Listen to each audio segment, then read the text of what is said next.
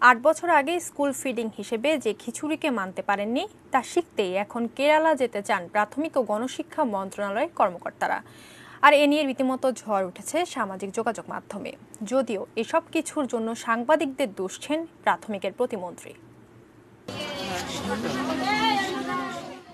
যশোরের ঝিকরগাছায় দুটি স্কুলে স্কুল ফিডিং চালু করেছিলেন জাপানি নাগরিক মিয়াকো মাগামি। স্বাস্থ্যসম্পন্ন পরিবেশে শিশুদের বাবা মায়েদের অংশগ্রহণমূলক মডেলে মিড ডে মিল হিসেবে খিচুড়ির ব্যবস্থা করেছিলেন তিনি। 2012 সালে এ নিয়ে প্রতিবেদন হয় এটিএন নিউজে। আমরা প্রথমে একটা স্কুল থেকে শুরু করেছিলাম, সেরকম মানুষরা কেউ অভিজ্ঞতা ছিল না। শিশুদের স্কুল ফিডিং হিসেবে খিচুড়ি সরকারিভাবে চালু করতে তখন কর্তা ব্যক্তিদের দ্বারে দ্বারে ঘুরেছেন মিয়াকো, কিন্তু আমলাতান্ত্রিক জটিলতায় তার সম্ভব হয়নি। অথচ এত বছর পরে এসে সেই খিচুড়ি রান্না শিখতেই বিদেশ সফরে যেতে চান প্রাথমিক ও গণশিক্ষা মন্ত্রণালয়ের কর্মকর্তারা। খিচুড়ি রান্না শিখতে সরকারি কর্মকর্তাদের এই বিদেশ সফরের খবর সামাজিক যোগাযোগ মাধ্যমে এখন হট ইস্যু, আর তাতেই চটেছেন প্রাথমিক ও গণশিক্ষা প্রতিমন্ত্রী।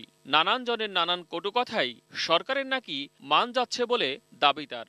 এখানেও মিড ডে মিলের আমাদের ভালো দিকের জন্য আমরা এটা করেছি।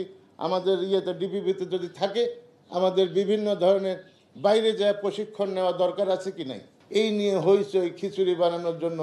আমার গ্রামে যে খিচুড়ি পাকানো ছেলে মেয়েরা আছে, এটাই তো মেলা। আমার খিচুড়ি পাকাতে বিদেশে যাইতে হবে, এই সামান্য ধারণা নিয়ে গতকাল দেখি বিএনপির রিজভী আহমেদ নানা ধরনের কথা বলছে।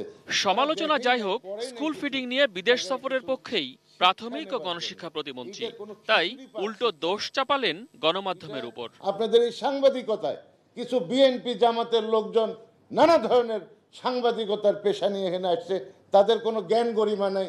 একটা হুট করে লিখে দিলেই বোধহয় হয়ে গেল। সরকারের ভাবমূর্তি কোথায় গেল না গেল এরা তা দেখে না। আপনাদের অনুরোধ করব, এই সমস্ত জামাত বিএনপির সাংবাদিক নতুন নতুন কারা সাংবাদিকতা আসছে, আমার এলাকায় দেখছি সমস্ত বিএনপির ছাত্র দলের যুব দলের ছেলেরা এখন সাংবাদিকতা করে।